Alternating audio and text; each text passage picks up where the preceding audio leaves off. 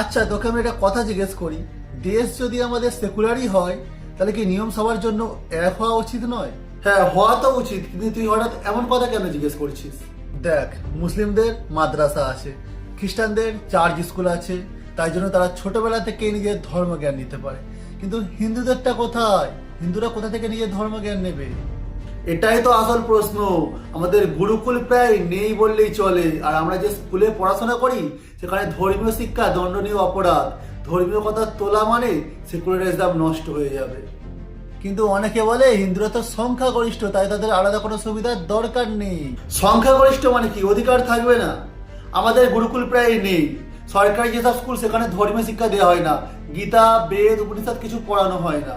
অথচ আমাদের এই সমাজে একসময় গুরুকুল, আশ্রম শিক্ষা, গুরু পরম্পরা এগুলোই ছিল। তখন ভারতকে বিশ্ব গুরু বলা হতো।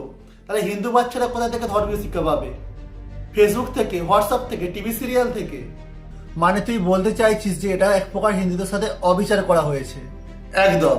একদিকে বলা হচ্ছে সংখ্যালঘুরা ধর্মীয় শিক্ষা দিতে পারবে, আর আরেকদিকে হিন্দুদের জন্য ধর্মীয় শিক্ষার কোনো জায়গায় রাখেনি। তাহলে এটা কিভাবে ইকুয়াল রুল হলো? আচ্ছা, স্কুলে ধর্মের শিক্ষা নাই বাদি, অন্তত গীতা শিক্ষা তো দিতে পারতো, এটাতেও কিসের প্রবলেম? কারণ গীতাকে শুধুমাত্র একটা ধর্মীয় গ্রন্থ হিসাবে দেখানো হয়েছে, কিন্তু সত্যি বলতে গীতা মানে জীবন দর্শন, কর্মের শিক্ষা, নৈতিকতা।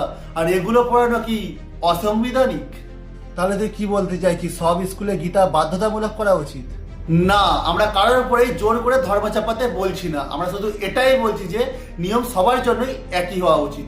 কারণ সেকুলার মানে অ্যান্টি হিন্দু না।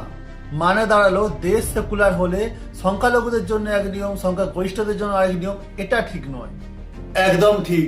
হিন্দুদের ধর্মের পথ বন্ধ রেখে অন্তত সমতার কথা বলা যায় না।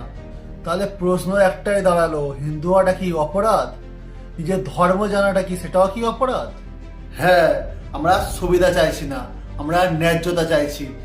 এক দেশ, এক সংবিধান, আর একই নিয়ম সবার জন্যই হওয়া উচিত।